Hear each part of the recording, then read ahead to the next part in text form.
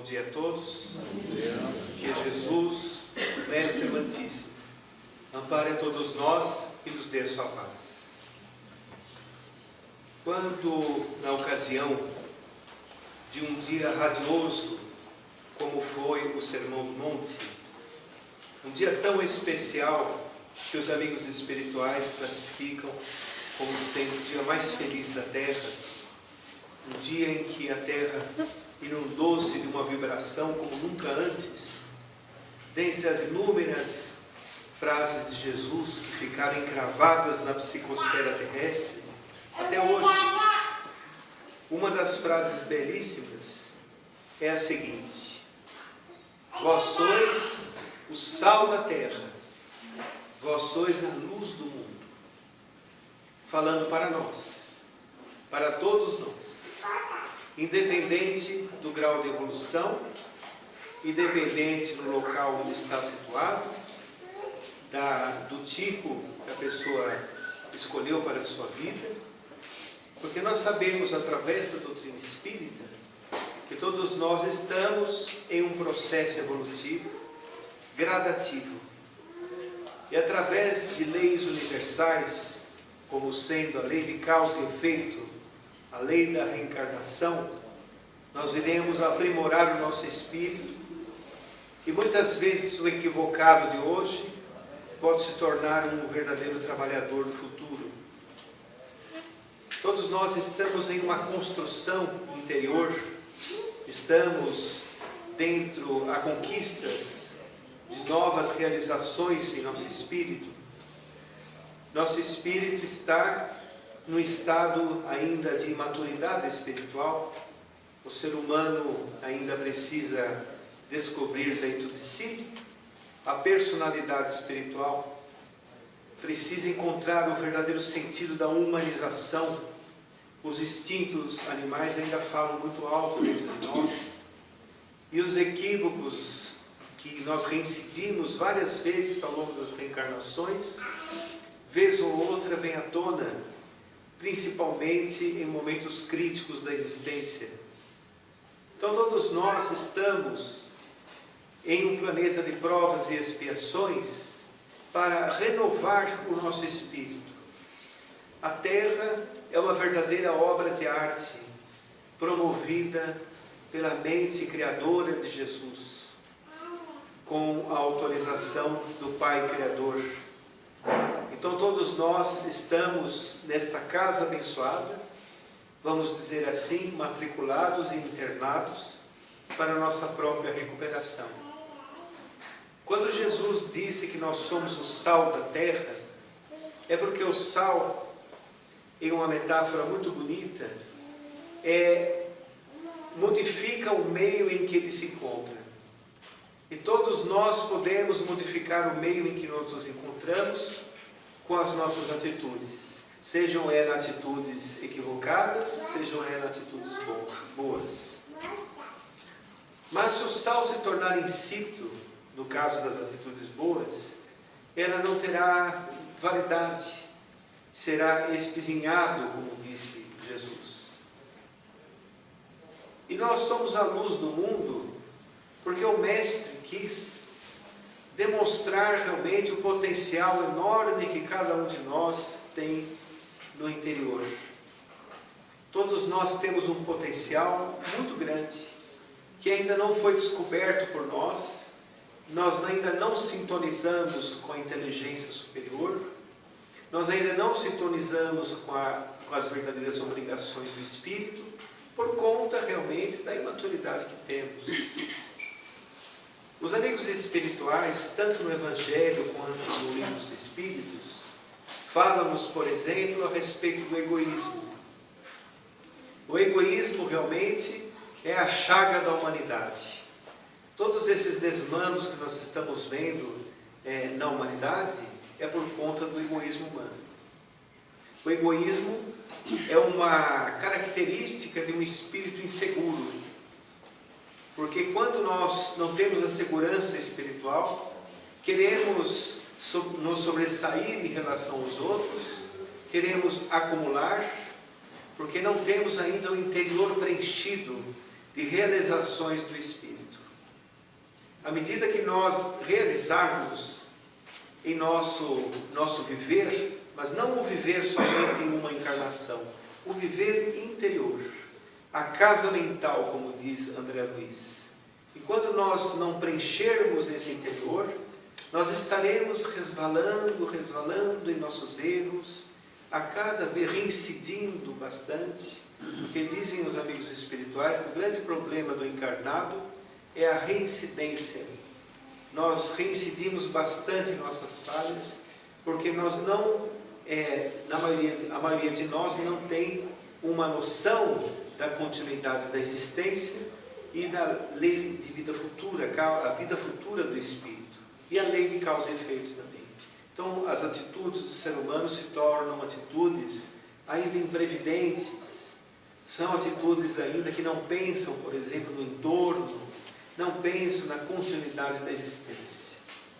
Aí que a doutrina espírita entra com um papel maravilhoso e fundamental para a realização do ser humano. É a maior doutrina de autoconhecimento que existe, porque ela, a doutrina espírita, é uma revelação. E nós sabemos que as revelações se sobressaem às religiões, porque nós vamos entender, por exemplo, que uma revelação nunca altera uma revelação anterior, mas acrescenta mais informações para se adaptar à época que o homem está vivendo. Revelar significa, vem do latim, revelare, retirar o véu. Então vai retirar o véu para que novas verdades surjam e que o homem consiga, então, galgar os seus passos espirituais rumo ao conhecimento da verdade. E ao conhecer a verdade, ele se liberta. Ele se liberta das suas próprias incúrias interiores, se liberta das suas próprias escolhas equivocadas. Então, ele vai ter um caminho livre de realizações e de felicidade no servir. Porque muitas pessoas acham que ser servido é a felicidade. Não é. Servir é a felicidade. Enquanto somos servidos, nós ainda estamos na infância.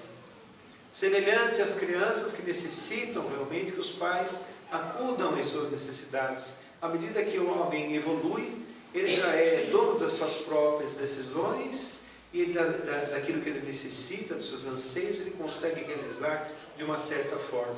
Então nós estamos todos num caminho de aprendizado, vamos dizer assim, maravilhoso. Todos nós. Quando se fala das colônias espirituais, dos espíritos superiores, nós estávamos falando aqui agora há pouco de Eurípides Barçanufo, um espírito puro, um espírito realizado. Quando nós falamos desses espíritos, nos admiramos com eles, Bezerra de Menezes e outros, nós temos que entender que para eles chegarem aonde estão, eles trabalharam muito, mas muito, principalmente dentro de si, para realmente realizar aquilo que precisam em seus corações. À medida que eles realizaram dentro de si, tiveram conquistas do Espírito, eles então tiveram condições de serem servos do Cristo. Tiveram condições de trabalhar na seara do Senhor e realmente serem espíritos realizados. A maior alegria dos espíritos já felizes é socorrer aqueles que estão na retaguarda. Eles não ficam lá gozando os favores de um mundo superior. Eles anseiam muito por socorrerem aqueles irmãos reconhecidos em seus corações que ficaram para trás como nós, e vêm realmente ao nosso encontro, vêm ao nosso socorro, socorrer o ser humano, porque quando nós estamos encarnados, nós estamos um pouco desmemoriados, nós estamos vinculados àquilo que necessitamos viver aqui na Terra. Nós necessitamos da enxertia divina, do amparo espiritual, para podermos realmente caminhar com os nossos resgates, as nossas provas, aqui ainda numa terra de efeitos. A terra é o mundo de efeitos. O mundo das causas, a verdadeira existência é o mundo espiritual. Nós estamos aqui realmente numa passagem muito curta, um estágio evolutivo. E esse estágio evolutivo deve ser por nós valorizado, porque, entendam, quando nós desencarnamos, nós vamos para regiões, faixas vibratórias e convivemos com pessoas compatíveis com o nosso estado evolutivo. Quando nós reencarnamos, essas faixas evolutivas se misturam-se e nós convivemos então com o diferente, com o antagônico, convivemos com as pessoas que são favoráveis a nós, convivemos com algumas questões de ordem material, não é? É aí que é o forjar do espírito. Então os espíritos, eles anseiam muito por reencarnar-se, porque eles sabem que aqui na Terra eles vão conseguir apressar um pouco o seu caminho evolutivo. Porque quando nós convivemos com o antagônico, ou convivemos com a pessoa que pensa diferente, ou que vai nos ensinar, nós precisamos necessariamente gerar pensamentos nobres para conseguirmos vencer essas provas, essas etapas reencarnatórias. Precisamos ter tolerância, precisamos perdoar, não é? Precisamos ter resignação, precisamos ter humildade. Esses sentimentos são sentimentos nobres, que faz com que o espírito consiga ascender nos degraus evolutivos e consiga realmente entender a finalidade real da vida. Quando nós nos libertamos do orgulho, da vaidade, do preconceito, do egoísmo, é a felicidade do espírito, porque ele está, onde ele estiver, ele está bem. Foi Paulo que disse isso. Eu estou preparado para deitar no chão, eu estou preparado para deitar no colchão. Eu estou preparado para ter casa, estou preparado para não ter casa. Então, em qualquer situação, ele está preparado, porque o interior dele é um interior realizado. Então, todos nós podemos ter esta oportunidade de existência. Podemos entender a nossa situação reencarnatória, e o Espiritismo nos explica da escala espírita. A escala espírita é tão maravilhosa, feita por Allan Kardec, com o auxílio dos amigos espirituais, que nos explica a nossa real posição no processo evolutivo. Só para relembrar a escala espírita, que está no Livro dos Espíritos, quando eles falam os espíritos da primeira ordem, são aqueles espíritos egoístas, são aqueles espíritos agressivos, são aqueles espíritos dissimuladores, pseudo-sábios, são espíritos vingativos, melindrosos. Parece um povo que conhecemos, não? Não é verdade? Espíritos imperfeitos. Aí os da segunda ordem, espíritos bons e benévolos. São aqueles espíritos que são os trabalhadores, aqueles que nos auxiliam a desencarnar, a reencarnar. São aqueles que nos inspiram na vida encarnada. E quando estão encarnados, procuram a assistência ao próximo, procuram auxiliar o próximo. São aqueles que já cansaram de sofrer por conta dos desmandos e já começaram a entender a finalidade do amor em suas vidas. Então, são os espíritos bons e benévolos, que já têm um certo entendimento, que já conseguem sair de si próprios e que estão felizes aonde estiverem, desprendidos. Eu vou citar um exemplo de um espírito assim, Mohandas Gandhi. Não vou falar de espíritos para não falarem que a gente está puxando para o nosso lado, né? Mas eu vou falar de Mohandas Gandhi, um espírito bom e benévolo, para não dizer um espírito puro, desprendido. Certa vez ele foi a um shopping center, né, levado por pessoas quando estava visitando ali a Índia, a Inglaterra, e ao olhar aquelas lojas, aquelas coisas, ele se surpreendeu e falou assim: quanta coisa que eu não preciso. Eles estavam surpreendidos com isso. E outra coisa que ele se surpreendia é que o ocidental, apesar de ter doutrinas espiritualistas, apesar de entender e que é falado da continuidade da vida, vivia como se nunca fosse desencarnar. E o desencarne para eles era uma surpresa. Ele se surpreendia com isso.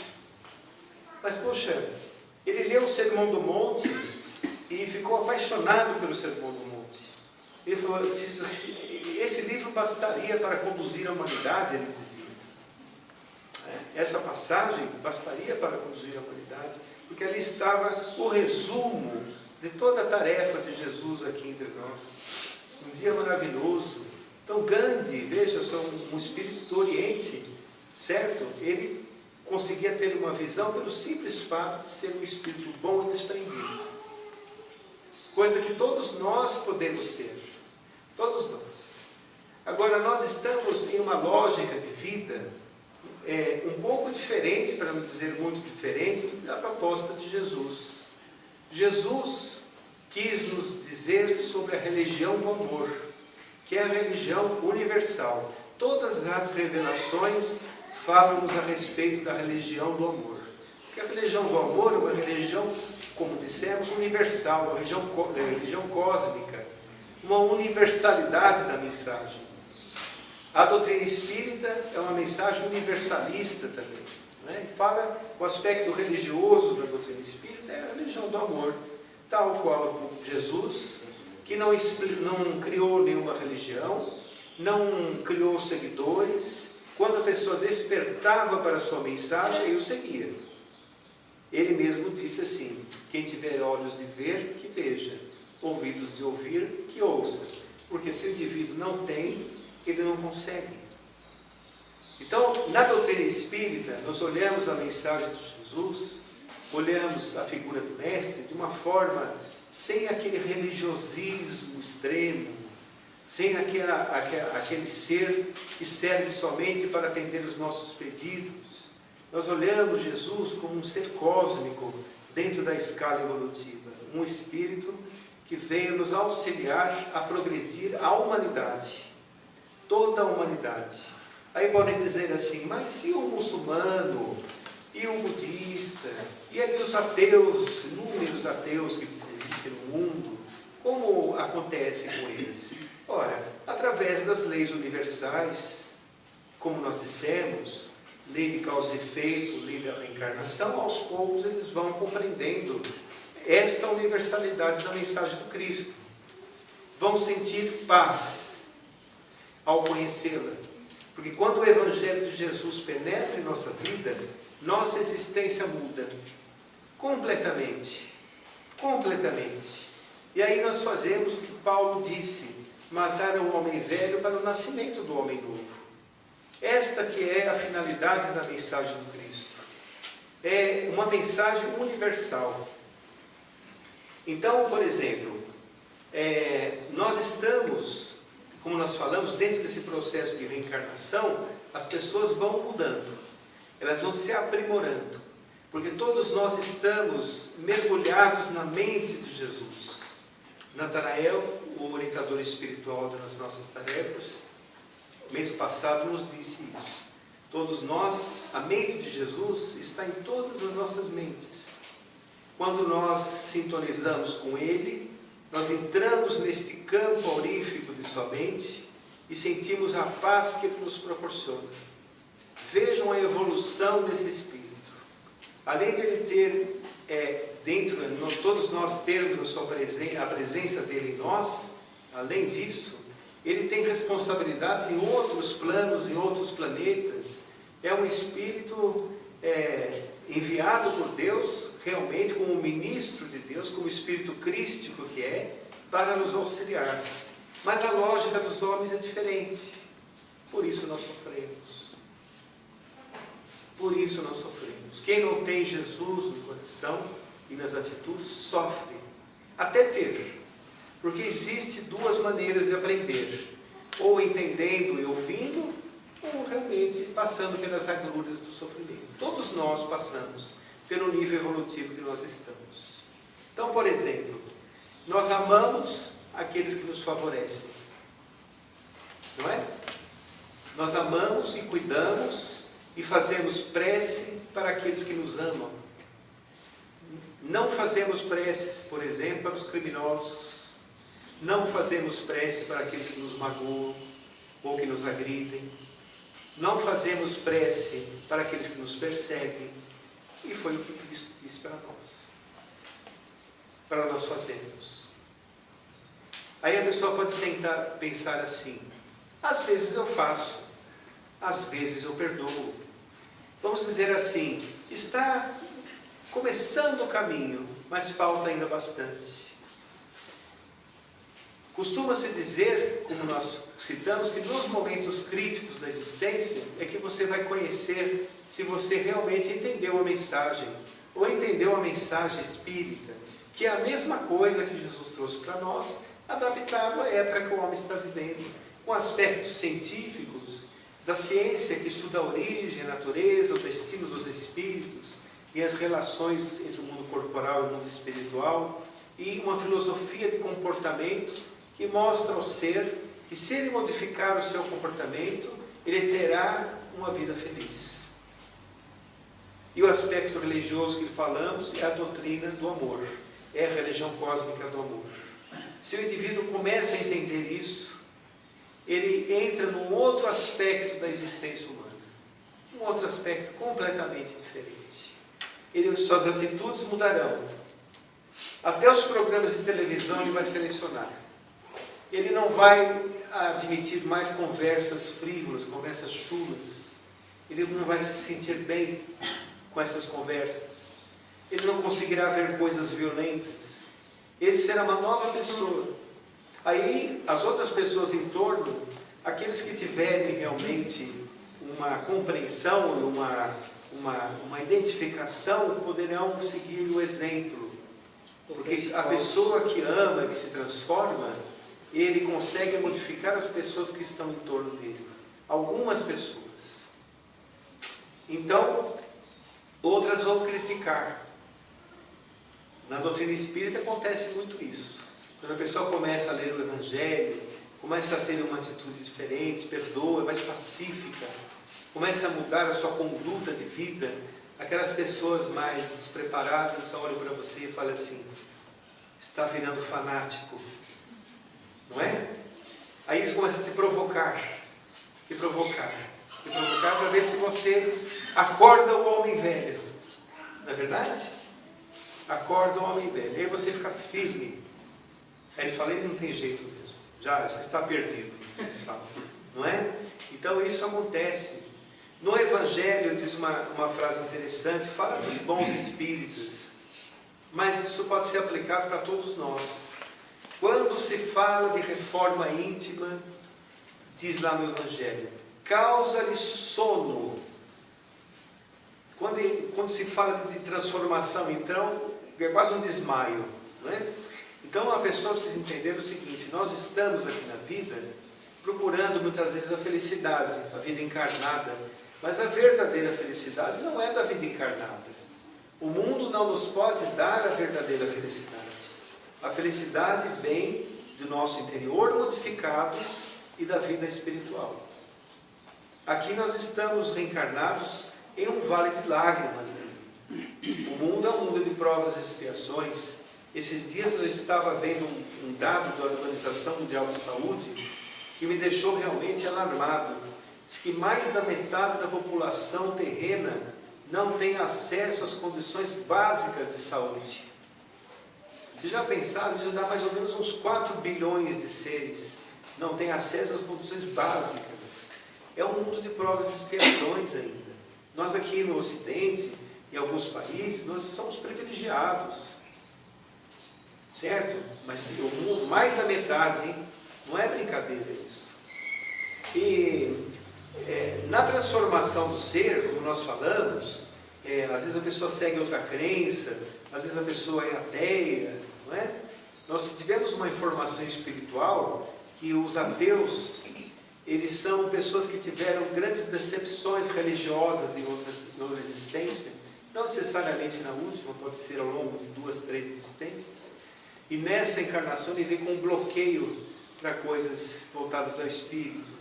Mas nas próximas ele terá uma nova compreensão, uma nova visão, não é? Poderá afeiçoar-se a uma crença mais desprendida de dogmas, de crendices e continuar o seu processo espiritual. A pessoa realmente, às vezes, muçulmana, não há problema nenhum. Vocês já leram o Alcorão? Já puderam ler algumas frases do Alcorão? O Alcorão é belíssimo. Os muçulmanos estão sofrendo pelo desvirtuamento da sua religião.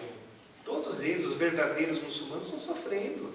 Estão desvirtuando a sua crença. É claro que é uma crença que não é completa, assim, pela lei do talião, do olho por olho, dente por dente, né? É preciso a mensagem aperfeiçoada e extremamente avançada do Cristo, que fala a respeito da benevolência, fala a respeito do perdão, porque senão o ser humano não consegue evoluir como deve dentro de si. Mas a mensagem em si é belíssima. Fala de ajuda aos próximos, fala de ajuda aos mais fracos, fala de respeito ao próximo, fala quase a mesma coisa. Porque nós sabemos que todos esses espíritos, Buda, Lao Tse, Confúcio, Zoroastro, todos esses espíritos profetas, todos eles foram enviados por Jesus para transformar vibratoriamente a Terra. Alguns que o antecederam a sua vinda, para preparar vibratoriamente a Terra para a chegada do Mestre, e outros que deram continuidade à sua mensagem. Todos eles enviados missionários do Cristo. Todos eles. Em determinados lugares do planeta, adaptado às culturas da época, porque o espírito missionário, quando reencarna em determinados locais, ele tem que respeitar a cultura da região para poder transmitir a mensagem. Ele não pode ser muito diferente do local que ele reencarna, não é? Por exemplo, se ele reencarnar na Índia, ele precisa entender alguns costumes da Índia. Se ele reencarnar na Europa, ele precisa ter hábitos europeus para poder transmitir a mensagem. Assim por diante. Então vejam, está tudo certo, não tem nada errado. A humanidade, através das suas várias crenças, está transmitindo a mensagem consoladora. É necessário que a glória de Deus seja cantada e exposta através de vários níveis de compreensão.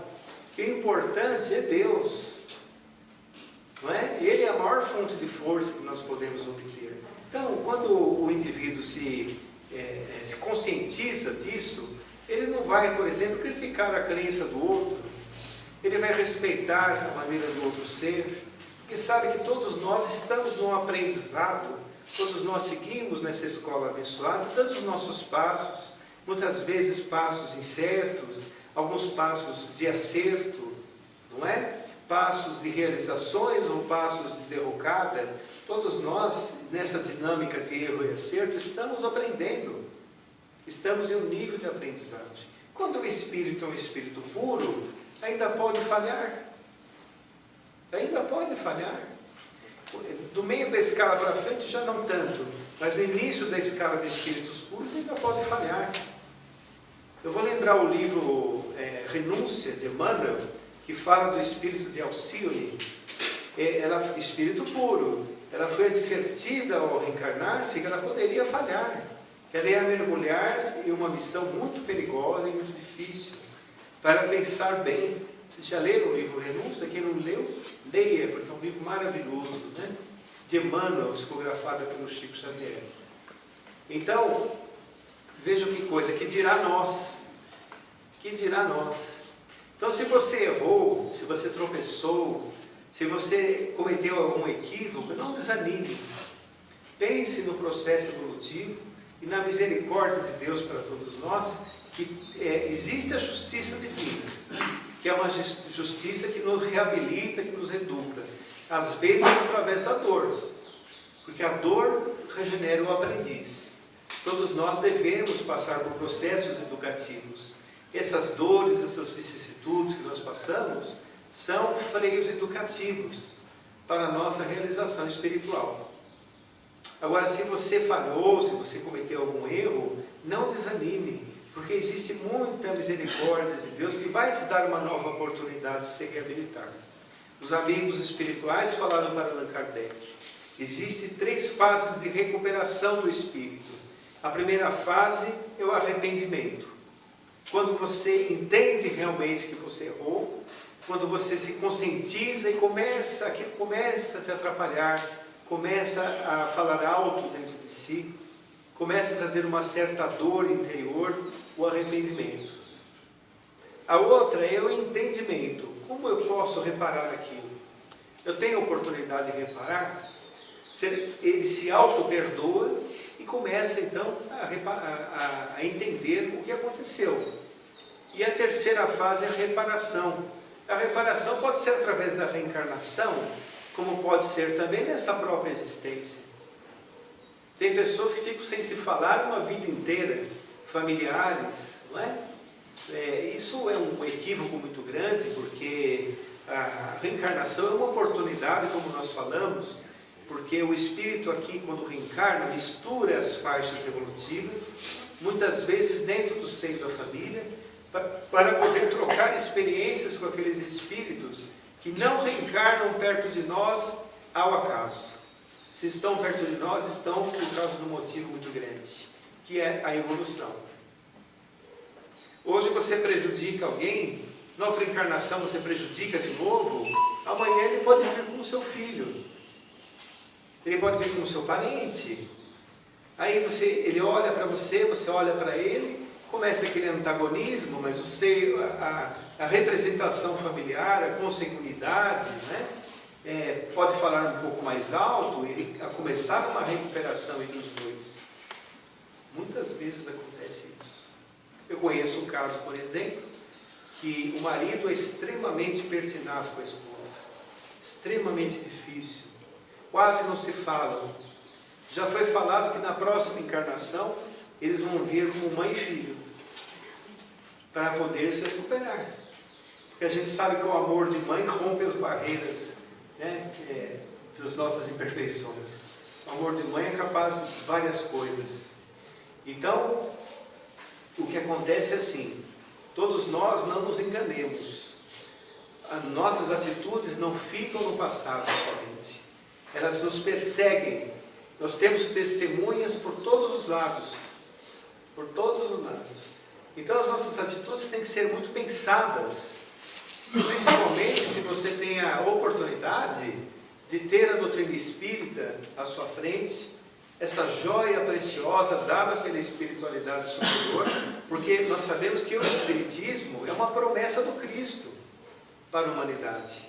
É um plano de Jesus para o aperfeiçoamento do ser humano.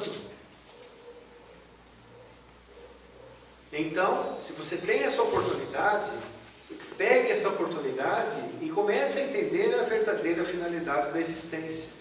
Que não é você ficar resvalando os seus erros, que não é você entender que a sua felicidade é só nesse planeta, que não é você entender que as coisas não têm consequência. Tudo tem consequência. O bem que nós fazemos e o mal que fazemos também. Lei de causa e efeito, que é uma lei universal, é uma lei natural, é tão natural que é até uma lei da física, é a terceira lei de Newton. E tão natural que é essa lei. É uma lei que nos abrange, que dá a justiça divina, faz com que ela tenha encaminhamento em nossa existência. Agora, nós temos a justiça divina, mas sempre tem um pouco mais de misericórdia, como falamos. Ou seja, nós temos sempre um pouquinho mais do que merecemos para nos impulsionar para a frente. Sempre temos. Não é? Às vezes a pessoa tem sérias dificuldades na encarnação, mas ele olha em torno de si, a espiritualidade é tão boa, os amigos espirituais superiores que fazem a elaboração da nossa encarnação, tem tanto amor ali, que eles querem a nossa recuperação, eles não querem a nossa derrocada. A pessoa às vezes tem dificuldades na reencarnação, tem um gênio difícil, uma pessoa rancorosa, uma pessoa assim, mas se ele olhar em torno, ele reencarnou numa família muito boa. Às vezes reencarnou com pais disciplinadores, para a sua própria evolução, para ajudá-lo a caminhar na vida. Ele reencarnou com um certo conforto. Ele tem tudo para vencer. Tudo para vencer. Se ele não vencer em suas etapas reencarnatórias, é por culpa dele mesmo. Na outra encarnação, ele terá também oportunidades. Assim por diante. Vamos dizer assim, a reencarnação são oportunidades dadas por Deus para nosso aprimoramento espiritual. E nós falamos assim, na doutrina espírita, que o espírito nunca regride, ele sempre evolui. Aí muita gente pode dizer assim, mas como pode ser isso, não é? Às vezes a pessoa tem uma vida normal, de repente ele faz um desatino absurdo. Será que ele não regrediu? Não regrediu. Ele simplesmente expôs o que está ainda em seu interior. Como se fosse uma catarse. Ele colocou para fora o que ainda está dentro de si. Então não regrediu. O que nós podemos fazer é reincidir. E reincidindo podemos também ter novas provas. Mas as possibilidades do ser permanecem como estão para frente, para que nossa evolução seja realmente algo fundamentado no interior do nosso espírito. Muitas pessoas cultivam hábitos bons, mas será que ela é boa mesmo? Será que ele tem a bondade dentro de si? Como dissemos também, são nos momentos críticos da existência que ele vai entender isso. Jesus dizia que, falaram assim, por que vocês me chamam de bom? Bom é meu Pai que está nos céus. Ele falava isso. Imagine nós. Às vezes a pessoa diz assim, eu sou uma pessoa muito boa. Só de falar isso não é bom. Porque ele está botando um limite para um sentimento que é eternamente desenvolvido. Então não tem medida para isso, não é?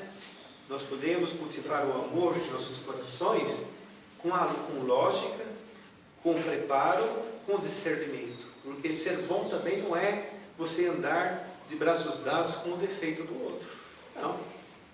Ser bom é você entender o outro. É vibrar, fazer prece para aqueles que ainda não atingiram um caminho feliz na vida. Isso é ser bom. Como Jesus entendia a caridade? Questão 818, se me falha a memória, do Livro dos Espíritos. A caridade é dividida com aquele chamado BIP, benevolência para com todos, Kardec perguntando aos espíritos superiores. Benevolência para com todos, indulgência para com as falhas alheias e perdão irrestrito das ofensas. É assim que Jesus entendia a caridade. Vocês reparam que é mais uma atitude interior do que uma atitude exterior. É primeiro interior. É claro que a caridade emergencial é muito importante, não é? Reflete muitas vezes o que você sente. Você dá um cobertor, dá um prato de comida, não é? Aliás, o bem, ele não é espalhafatoso como o mal, não é? O bem é sereno e calmo, o bem caminha anonimamente, e o mal é espalhafatoso. Por isso que a gente pensa muitas vezes, liga a televisão, da mídia que sobrevive de notícias sensacionalistas, não é? A gente pensa que o mundo está perdido, mas nunca houve tanto bem como agora. Nunca houve tanto bem como agora. Na época de Kardec, por exemplo, 150 anos, 160 anos, não tinha hospitais, não tinha métodos, sistemas sociais justos, não tinha leis trabalhistas, não tinha nada disso. E é pouco tempo, né? 100, 150 anos, tem gente encarnada com mais de 100 anos.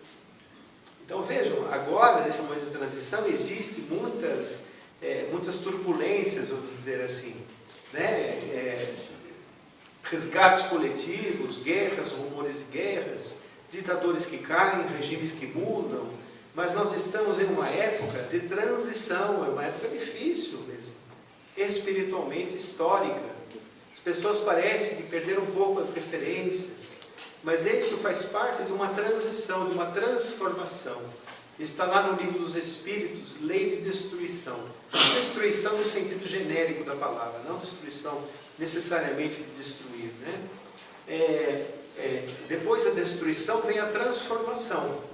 Então, muitas vezes é necessário que hajam escândalos, como disse Jesus, dentro desse nível que nós estamos. Mas ai daquele pelo qual o escândalo vem. Então nós estamos em um momento grave para o espírito humano, mas também um período que, se nós atravessarmos esse período da maneira correta, nós vamos ter grandes realizações na humanidade. Grandes realizações. Isso olhando de uma maneira geral. Ao mesmo passo que nós, individualmente, se nós atravessarmos as nossas agruras, nossas barreiras, nossas vicissitudes, com estoicismo, com elegância espiritual, vamos dizer assim, perdoando, amando, com resignação aos desígnios de Deus, sabendo que nós estamos situados no local certo, na hora exata que nós precisamos estar, aí nós passaremos e teremos realizações, conquistas do Espírito. Porque as conquistas são só nossas. Não é do nosso vizinho, não são dos nossos pais, não é do nosso irmão, são nossas. Porque Deus fala conosco no silêncio das nossas almas. Ele fala conosco no silêncio das nossas almas. Ele sabe tudo que nós precisamos. Em minhas preces, eu aprendi desde muito tempo a não pedir muita coisa. Eu mais agradeço do que peço. Sabe? Quando eu peço, eu estava até conversando com o Nathanael há pouco tempo. Eu peço força, discernimento e saúde.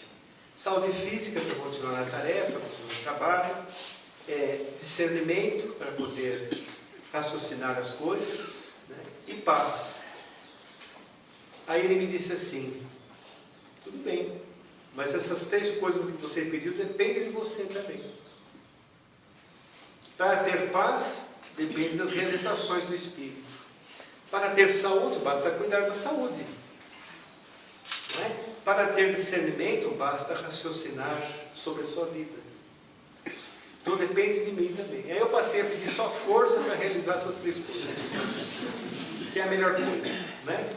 Mas mude o hábito para pedir para os outros, ao invés de pedir para si.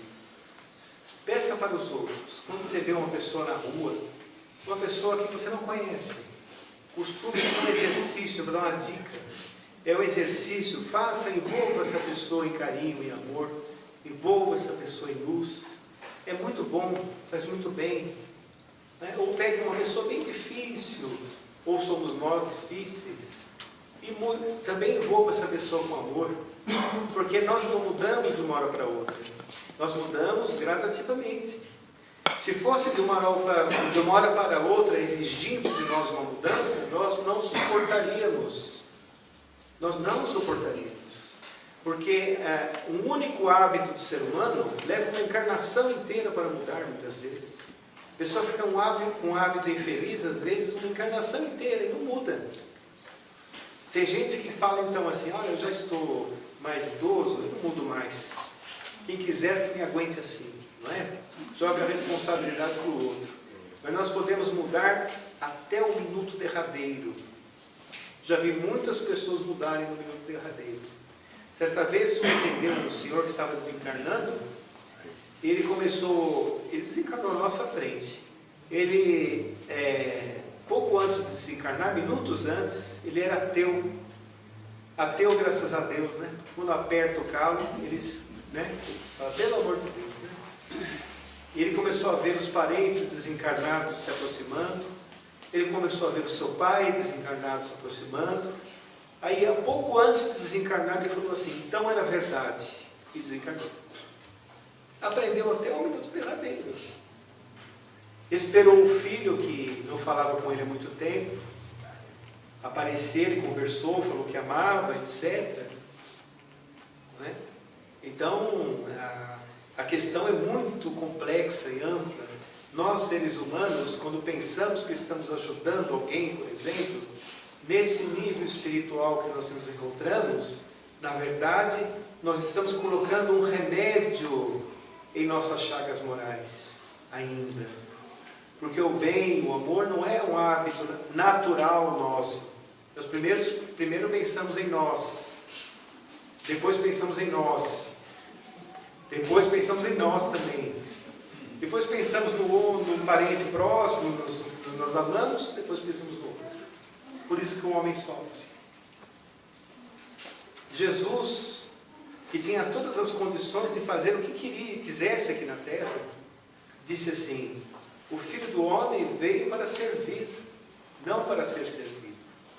Demonstrando-nos que essa que é a dinâmica da vida. Porque aquilo que nós precisamos, nós teremos. E eu diria ainda mais, aquilo que nós merecemos, nós teremos. Porque se não merecermos, não adianta. Não adianta. Porque se você der um presente, por exemplo, a um filho indolente, a um filho indisciplinado, Se você colocá-lo, dar um presente que ele tanto almeja, você está estragando seu filho. Isso não é um ditado popular muito falado? É a mesma coisa espiritualmente. Você tem o que você precisa. Às vezes a pessoa diz assim: eu devia ter feito isso na minha vida, devia ter descansado mais, trabalhado mais, me divertido mais, ajudado mais. Não podia. Se não fez é porque não podia. Tudo tem o seu tempo certo, que a vida é feita de ciclos. E dentro desses ciclos acontece o que tem que acontecer no momento certo. Um pouco antes não é possível, um pouco depois já passou. É no momento certo que acontece.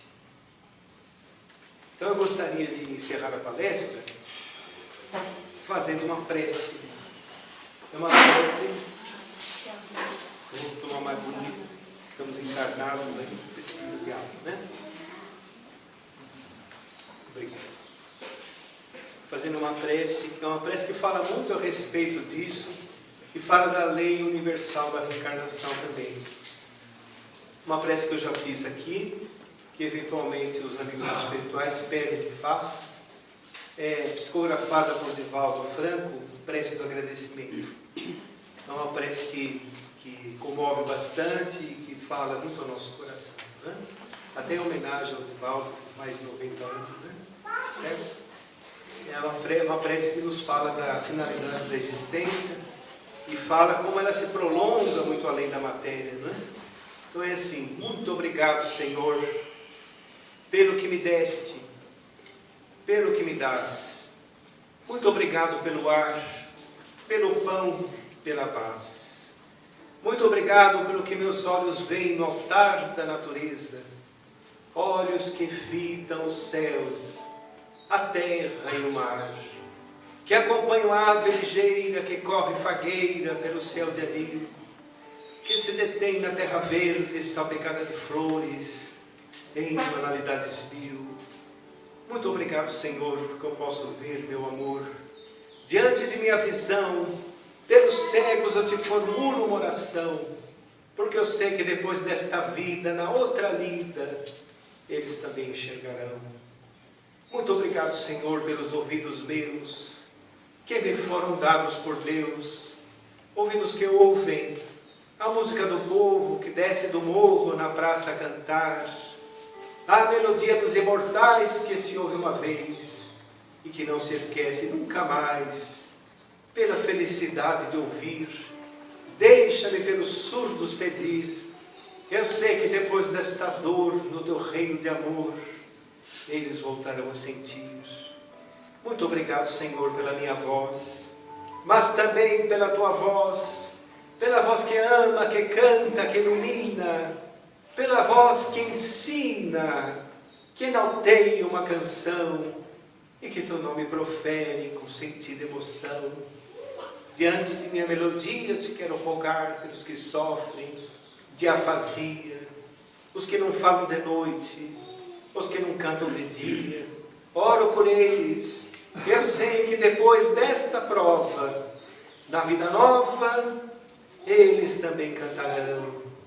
Muito obrigado, Senhor, pelas minhas mãos, mas também pelas mãos que aram, que semeiam, que agasalham, mãos de amor, mãos de ternura, que libertam da amargura, mãos de caridade, de solidariedade, mãos dos adeuses, mãos de cirurgias, de psicografias, pelas mãos que apertam mãos que ajudam a velhice, a pobreza e a dor, que no seio embala o corpo do filho alheio, sem receio, e pelos pés que me levam a andar, sem reclamar.